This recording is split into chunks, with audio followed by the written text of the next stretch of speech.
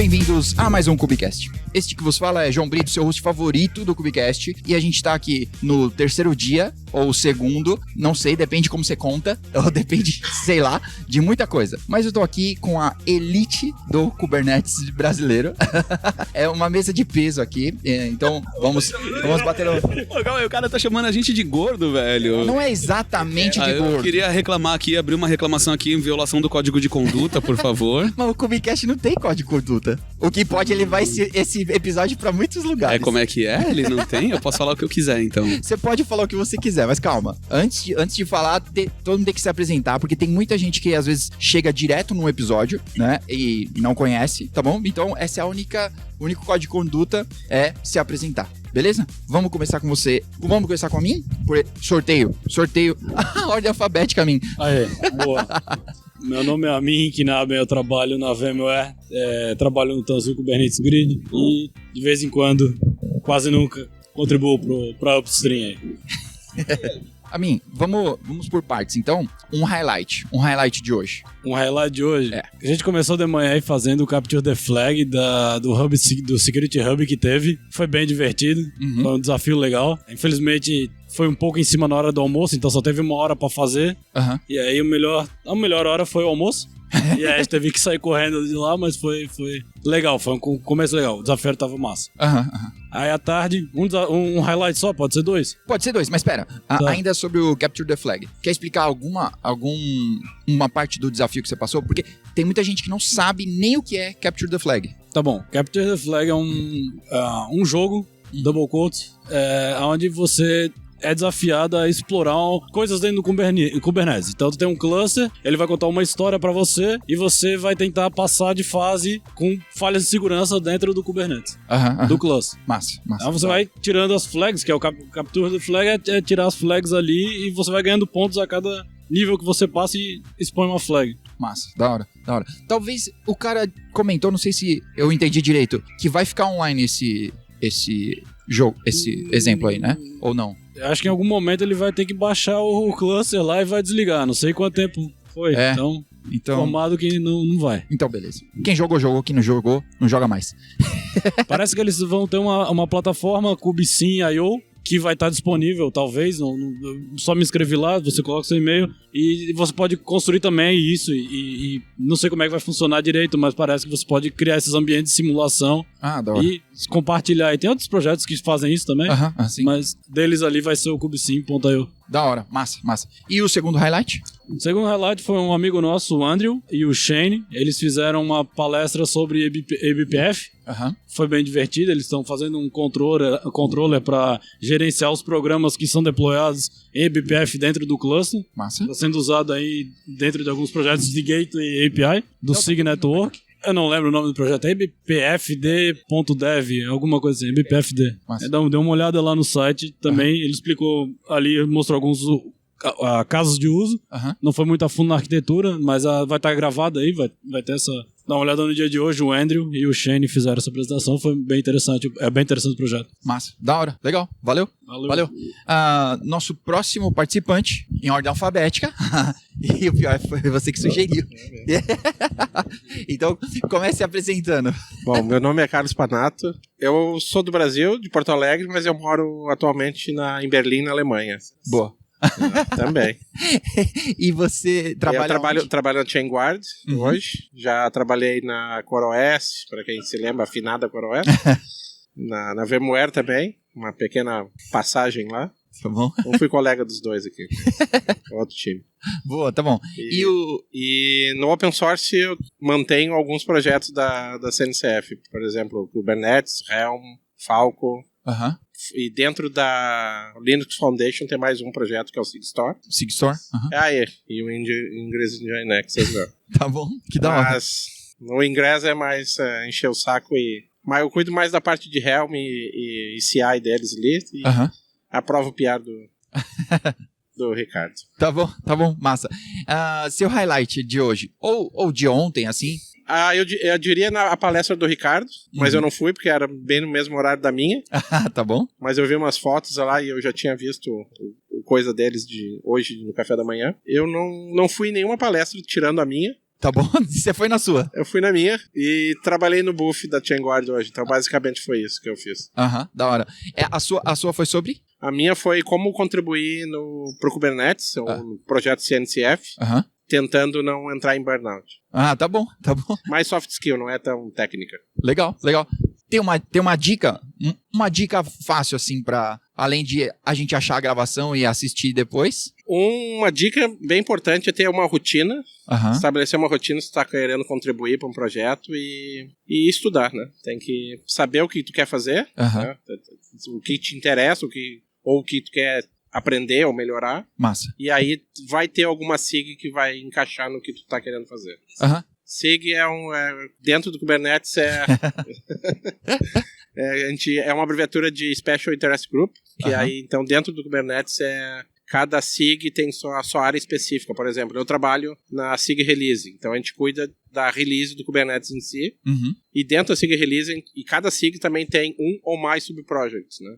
Então, por exemplo, na SIG Release a gente tem 2 ou mais projetos, mas os principais é o Release Team, que é o time de release, que aí tem várias, vamos dizer assim, papéis dentro desse time, e é um time cíclico, né? Então, para cada release se forma um time, e o time o subprojeto de Release Engineer, que é onde eu trabalho, onde eu foco o meu trabalho, que é basicamente manter todo o tooling para gerar o Kubernetes funcionando. Então, todo mês aí vocês baixam o Kubernetes, foi um trabalho que a gente fez aí. Massa. Às vezes a gente vira a madrugada. Às vezes.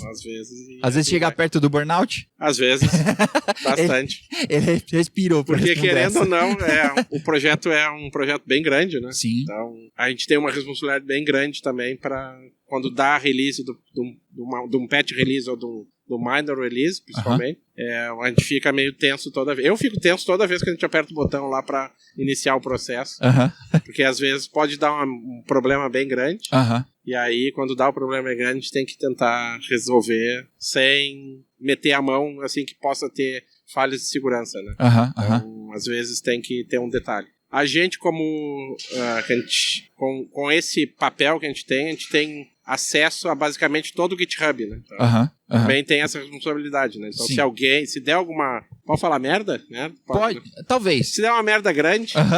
E alguma coisa de segurança, quem tiver acesso à minha conta ali pode fazer grande merda, tanto no GCP como no GitHub e assim vai. Então a gente mantém tudo bem seguro, chave de segurança, um monte de coisa. Mas tem uma pergunta sobre isso. Tá tudo bem se a resposta for grande ou se falar, deixa pra lá. Mas eu escutei um pouco sobre Salsa, sobre SBOM, Supply Chain. Certo. Finalmente cheguei. Supply Chain. E isso tem a ver com o que você está falando, né? Porque você tem muito acesso e você pode ir bem longe, né? Sim, pode.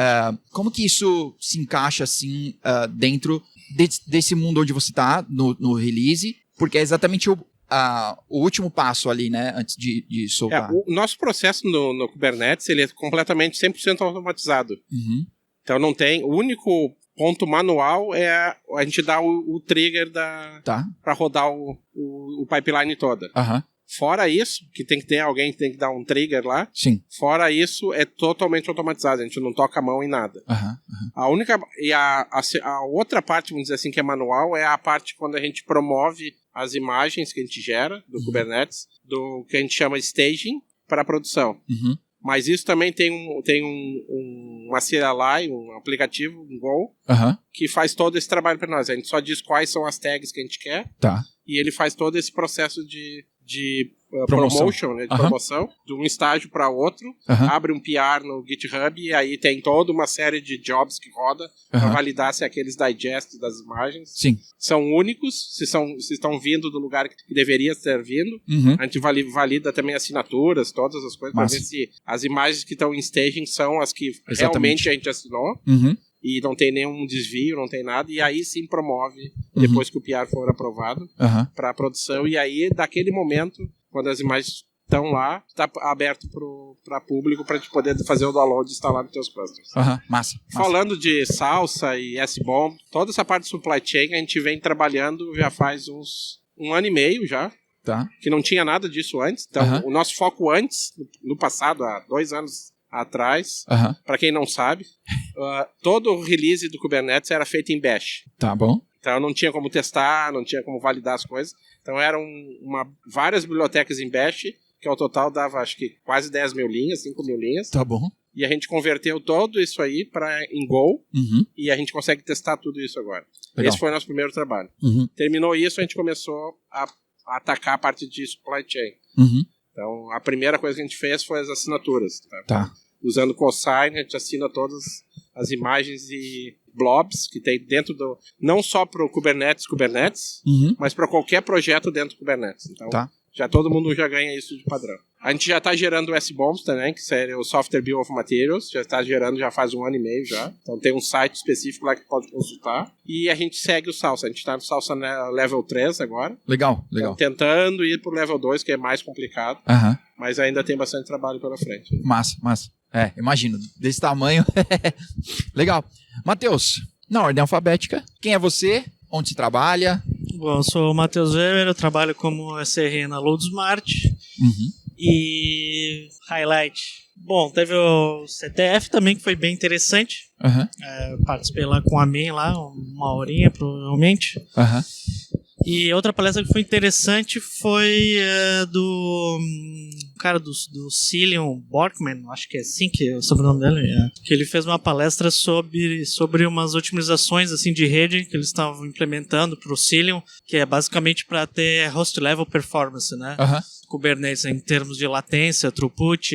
Ele comentou sobre várias implementações que eles fizeram. Tiveram que fazer de jogar pro kernel, depois implementar no Cillian, coisas de Big TCP, várias coisas nesse sentido. Ele apresentou alguns benchmarks que eles fizeram, etc. Foi bem interessante, assim, ele fez um deep dive em várias coisas. Da hora. Bem interessante. Da hora, que legal. Você já usa Cillian hoje? Não. Não? Você usa o quê?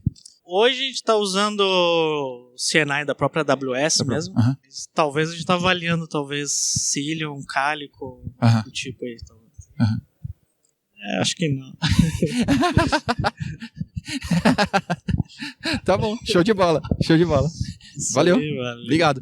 Antes do nosso último convidado aqui, eu vou dar o meu highlight. Já que eu sou dono do podcast aqui, eu vou falar antes. Porque o meu highlight é de orgulho. Dos amigos que a gente vai fazendo aqui e tudo. Hoje, a Carol participou do Keynote, né? Representando, cara, talvez nosso continente. Então, muito orgulho dela. Ela não tá aqui nesse momento, participou ontem, mas muito orgulho dela poder ir lá e representar, porque, bom, pra gente que tá aqui, a gente é bem privilegiado em diversas formas, mas a gente sabe que, tipo, é uma barreira gigantesca para uma pessoa, para grande parte das pessoas que a gente conhece no Brasil, tipo, sequer vir, né? Tipo, sequer pagar o ingresso, que é uma bala de dinheiro. Então, eu acho que esses esforços pra gente ser representado, pra gente, sei lá, aparecer que a gente faz parte, que a gente contribui e tudo mais, eu acho que foi bem da hora mesmo poder vê-la. E meu segundo highlight de orgulho é não poder ter assistido a sua palestra. Lindo do Bock. Exatamente, Suído do Bock, que eu não pude entrar, porque a sala estava lotada. Então, é claro, diferente talvez de ir no Brasil, que a gente ia empurrar as pessoas igual no metrô. Aqui na organização o pessoal tem o número de cadeiras e um beijo e um abraço. Já era, né? Então, foi muito legal porque vocês estão aqui falando de Kubernetes, o mundo tá indo assistir vocês e, tipo, tem mais gente querendo assistir do que consegue, sabe? Então, tem uma relevância, um espaço muito legal, assim, que vocês conquistaram. Muito trabalho e muito burnout aí, eu tenho certeza, mas então é um espaço de reconhecimento aqui. Obrigado. Tá? Muito obrigado. Eu acho que até daqui a pouco eu falo quem sou eu, meu highlight, mas vale a pena.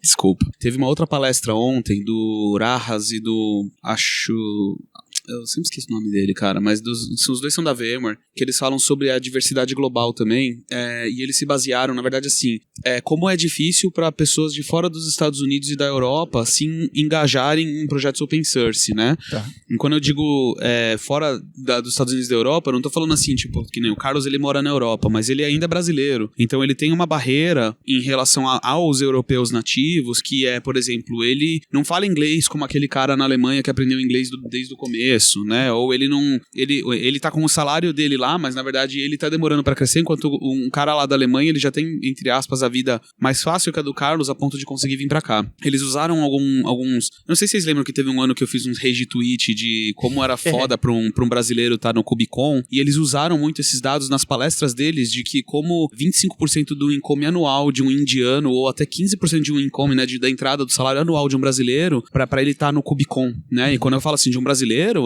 um brasileiro, um senior engineer, tipo eu, a mim, então assim, é muito mais foda pra um cara, inclusive, que tá em início de carreira, né? E então... Vale, assim, apesar de ser uma palestra não técnica, ela é, na verdade, uma provocação de como a nossa vida é muito mais difícil que a desses caras e como, assim, eu acho que é muito maneiro ver brasileiros aqui como um todo, ver as empresas patrocinando, eles até falam isso, então assim, a GetUp trazendo vocês, a VMware mandou eu e a mim, o Carlos tá com a ChainGuard, você vê outras empresas assim, enfim, e a gente espera, na verdade, e aí eu vou falar, quero que se foda, eu espero que a CNCF passe a ter um pouco de olhar melhor pra comunidade da América Latina, porque hoje em dia eles estão um pouco se fudendo. Talvez não só pra América Latina, né, mas eu acho, talvez uma coisa... Vai parecer pejorativo, mas eu juro que vou chegar em algum lugar. Em América do Sul, né, Carlos? Que nós, os não americanos e europeus... a gente é sul-americano. Os não norte-americanos e europeus, obrigado. Eu sempre tomo esporro dele por causa disso. É engraçado ver até o nosso comportamento, assim, aqui no Showcase, que a gente sempre tá andando com uma sacolinha e a gente fica super feliz de tipo, ganhar uma camiseta, um bottom e tudo é muito da hora, assim. Porque isso não é comum pra gente. Né? Não é comum, a gente tá tentando organizar o KCD e não é comum no Brasil ter sequer uma estrutura assim. Nem tô falando da grana pra poder usar, eu tô falando que não tem, assim. Então, eu concordo com você, cara. Eu acho que a gente tentar dar essa relevância pra que eles abram os olhos e que tipo, a gente tem tanto a contribuir como todos os outros, né? Então, eu falo que uma das coisas assim que eu prego e que eu espero mais da comunidade sul-americana é assim, façam eventos locais. Façam eventos locais, façam eventos pequenos, não precisa ser um KCD, não precisa esperar, assim, vão no KCD também, apesar de eu querer tacar fogo na sua camisa, vão no KCD também. Mas o KCD ainda é um evento que vai ser de maior porte, você não tem a oportunidade de fazer um networking que você tem num evento local. Então, se você tem a oportunidade de organizar um evento local, organize. Se você tem a oportunidade, e não precisa ser uma parada tipo, comida e sei lá o que, cara, arruma um boteco e junta 30 pessoas pra 20 pessoas, vamos falar de Kubernetes, vamos falar de Spire, vamos falar de Backstage, vamos falar de qualquer coisa, porque isso no final, e isso me ajudou muito, e foi assim que eu conheci o Duboc, inclusive, né, é o que fortalece a gente como comunidade, porque ficar esperando de fora, a ajuda vai ser muito, muito difícil. Tá? Mas sempre vai incluir muita grana, né? Nunca vai ser tipo, cara, você pode sair do trampo, passar lá e depois ir pra casa. A gente sabe, tipo, a gente não precisa, acabou a pandemia, a gente não precisa de eventos gigantes, né? Eventos gigantes são legais também, saca? Tem uns palestras, mas, cara, eu sinto saudades de fazer as coisas em São Paulo, assim, encontrar vocês, uma pizza, saca? Então, isso era muito bom, e eu acho que isso fortalece muito a comunidade. Sim. Uma coisa que, vendo de fora, quando eu saí, fui morar na Europa, eu entendo por que nós do Brasil a gente não contribui, a gente não aparece tanto na contribuição de qualquer projeto open source. A gente tem bastante gente trabalhando assim, é só tu catar ali que tu vai dar uma olhada, mas não aparece porque eu já trabalho nessa área há uns... Um bom tempo, pra ninguém descobrir. Um bom tempo, E quase, eu programei com cartão perfurado. De brincadeira só, mas não profissionalmente. Nós, quando a gente tá no Brasil, a gente não tem tempo, a gente não tem esse tempo livre ou o tempo para te poder dedicar 1, 2 horas, 3 horas, um final de semana, porque a gente tá sempre correndo atrás da máquina. Sim. A gente tá sempre, eu tenho que trabalhar aqui e eu não sei como é que tá hoje no Brasil as empresas, mas na minha época, quando eu trabalhava, tu tem que sentar aqui e trabalhar. O teu contrato é de 8 horas, mas normalmente tu fica 10, 12 horas trabalhando. Sim. E aí teu salário no final do mês chega e 2 dias depois acabou. Então tu não tem esse tempo, tipo, eu tenho que trabalhar. E aí tu chega ali, tu tem o teu tempinho livre, tu quer descansar, ou quer curtir a família, ou quer fazer alguma coisa. Então, eu notei isso, que as pessoas não fazem isso e não contribuem, não aparecem em reunião, essas coisas. Uma porque a empresa, as reuniões provavelmente aqui da CNCF Kubernetes é em horário de comercial. Então tu tem que largar o teu emprego, parar ali, sair para uma sala de reunião ou algum lugar para atender a reunião. Quem tem esse luxo de fazer isso no Brasil? Sim. É poucas pessoas, né? Sim. São poucas pessoas que fazem isso. Então, eu acredito que isso é uma barreira para nós, para a contribuição e aparecer e vir para cá e poder fazer as coisas. Porque uma vez que tu tem vamos dizer assim, um nome, entre aspas, tu tem alguma coisa por trás que as pessoas vão te ajudar e vão fazer. Mas até chegar nesse ponto é difícil. Sim. Teve uma Lightning Talk ontem, na segunda, né? Que a mina falou disso, que ela é design e como que a jornada dela, né? E que ela falou com o chefe e ele permitiu, tipo, 20% do tempo dela ela dedicar pro open source. Quantos chefes vocês conhecem que, tipo, deixaria se dedicar 20%? Mano, que fosse 10%, que fosse 1 hora fosse 1 hora por semana, tá? Já é raro, sabe? E porque, às vezes, talvez ele até permitisse, assim, tá bom, pode. Mas vai estralar o chicote e no final das contas você não vai conseguir. Então, realmente, eu concordo totalmente. E para deixar, como esse podcast tem um alcance muito grande e poucas pessoas sabem, mas eu sempre me coloco à disposição de qualquer pessoa, se quiser conversar. Eu não sou uma pessoa que faz palestra e faz vídeo e faz outras coisas. Eu sou mais quieto na minha, mas eu sempre estou disponível para ajudar. Já ajudei várias pessoas no Brasil ali. Eu gosto de sentar, a gente abre um Zoom, faz uma one-on-one lá, uma mentoria, conversa e a gente vai conversando e vai. A gente pode conversar de qualquer assunto. Eu já trabalhei praticamente com quase todas as aplicações da CNCF, né? Massa. Alguma coisa a gente consegue passar, ou não só de tecnologia, mas até mesmo de soft skill. Então, é só me catar no Slack do Kubernetes, ou me mandar uma DM no Twitter, ou qualquer coisa parecida. E quando e uma coisa que eu gosto de deixar bem enfático a gente marcou, apareça. Várias pessoas já marcaram comigo e eu fiquei lá esperando e não apareceram nem justificaram o porquê. Tá. Então, meu tempo também é o mesmo tempo de vocês. Então, eu me coloco à disposição e sempre tô aí. Pareço mesmo. Quando eu tô estressado, eu chamo o Carlos pra conversar. É verdade? Não é mentira? Mas acho que é isso. É pra falar qual foi o meu highlight. Mas se apresenta. Meu nome é Ricardo Katz. Eu trabalho na VMware, não com Kubernetes. Eu faço Kubernetes no meu tempo livre de domingo. Antigamente eu trabalhava com Kubernetes. Hoje eu desenvolvo, mas não diretamente no upstream. E o meu highlight foi quando finalmente a tiazinha desligou o maldito do aspirador de pó aqui do nosso lado. Tava de incômodo. Nossa, maluco, que barulheira.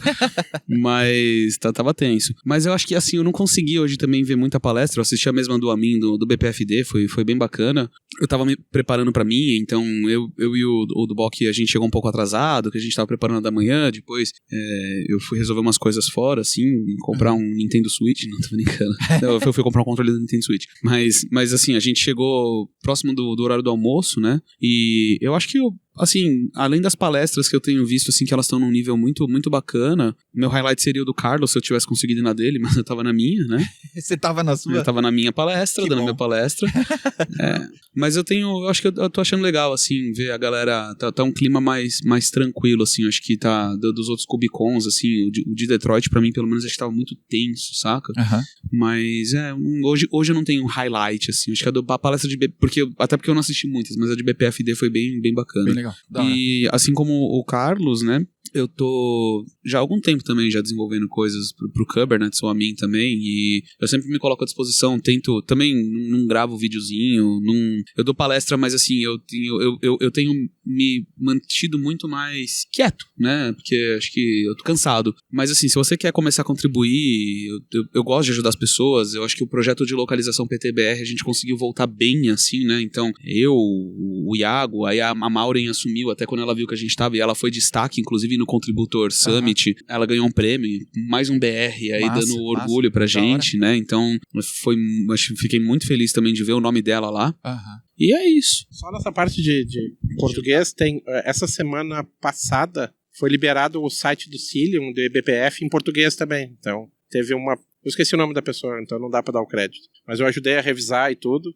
Então, então foi um esforço bem grande. Então tem para... O Cilium, EBPF, tem tudo traduzido para português agora. Quer dizer, tudo não, mas a parte inicial. Então dá para ler. Hudson Coutinho. Isso é verdade. Só um ponto aí, o Hudson. Vou dar um heads up aí. Parabéns aí por fazer essa tradução. O Hudson, ele palestrou lá no nosso community group lá de Floripa. Primeiro community group de Floripa, ele foi lá e deu uma palestra de...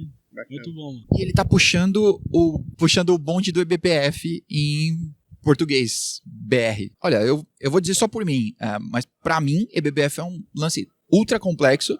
Eu não consigo captar pra que ele serve ou funciona, assim, tudo. Eu até tenho um bate-papo com o Hudson marcado pra ele vir explicar, mas que é muito legal a gente ver os brasileiros se destacando, assim. É bem bacana, assim, quando eu recebi do Billy, que é da Cilium, da Isovalent, ele me mandou uma DM, tem um PR aqui pra te revisar aqui, tá no Google Docs primeiro, dá uma olhada aí pra ver, porque eu não falo português, mas eu sei que falo. Então, uma coisa que vocês falaram do padrão das palestras aqui, desde a KubeCon da Europa, de Amsterdã esse ano, mudou as categorias e tudo, né? Tá. Então a gente deu uma juntada em algumas categorias, então aí fica um pouco mais fácil para quem faz parte do comitê de programa. Acho que o Ricardo também dessa vez não foi? Ou foi? O Ricardo faz tudo. Pessoa não grata. Mas eu participei desse ano de novo, e a minha track foi a track que estava incluída a palestra do Ricardo, que eu tive que dar um conflito de interesse, porque eu não posso avaliar uma pessoa que eu já conheço. Mas, olhando todas as que foram inscritas, o padrão estava bem bom, assim. Então, legal. Massa. Então, e para quem não sabe, fazer parte do programa de comitê é um trabalho do cão. É assim, imagino. É assim, algumas noites que tu passa revisando, lendo, porque não é só ler o abstract, né? Porque tem todo um trabalho de, tu tem que ver, essa palestra aqui, será que já não foi dada numa KubeCon passada? O que se ela já foi dada um parecido, o que ela agrega, né? O que ela traz de novo? Se é aí tem referência lá, essa pessoa já falou em alguma KubeCon ou em uma outra conferência, se sim, tem vídeo, como é que ele é, porque eu não sei como é que me aceitaram. Vê com a camisa do Corinthians, ganha ponto ou perde ponto?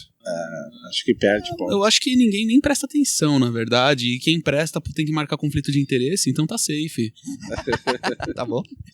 Então, é um trabalho que é basicamente de graça, né? Assim, então, sim. E faz pra ter um evento. Esse ano, assim, eu revisei as últimas 5 ou 6 KubeCons. Eu não fiz a de Amsterdã porque eu tava precisando parar, né? E a daqui eu não fui chamado porque, enfim, né? Mas dizem que foi um erro. Mas tranquilo. Foi um erro meu, né? Enfim.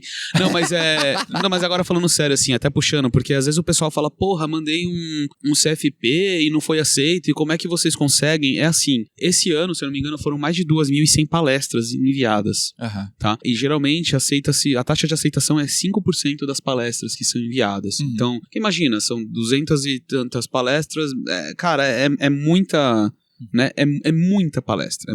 São 10% aceitas, 200 e tantas palestras aceitas. Tem um lance também que o pessoal não entende, que assim, depende muito da trilha, né? Então, às vezes, uma trilha de IA, não tô, tá? Mas uma trilha de IA, às vezes, tem mais, porque ela tá mais hypada, né? Sim. Então, e aí você tem que ficar pegando, tipo, vendor pitch, o cara que quer só pegar e vender, usar a palestra pra vender produto, e aí você tem que ser educado na hora de dar resposta, porque o cara pode perguntar, por que eu fui negado? Então, assim, eu já cheguei, por exemplo, a revisar, e aí ele até falou de noites não dormidas, né? No último KubeCon que eu participei, que foi o de Detroit, eu revisei 193 palestras. Então imagina, e é um mês, né, que a gente tem pra revisar. Então 193 palestras pra revisar em um mês. Foi assim, foram um sábado inteiro e um domingo inteiro durante 3, 4 fins de semana. E aí depois eu fui track chair. Então depois eu ainda fiquei mais 3 ou 4 dias revisando as palestras que foram que passaram do primeiro filtro para elas serem aceitas para elas serem aceitas no segundo filtro, né? E para pro terceiro filtro, que são os chairs do KubeCon, né? Então as pessoas que estão coordenando o KubeCon.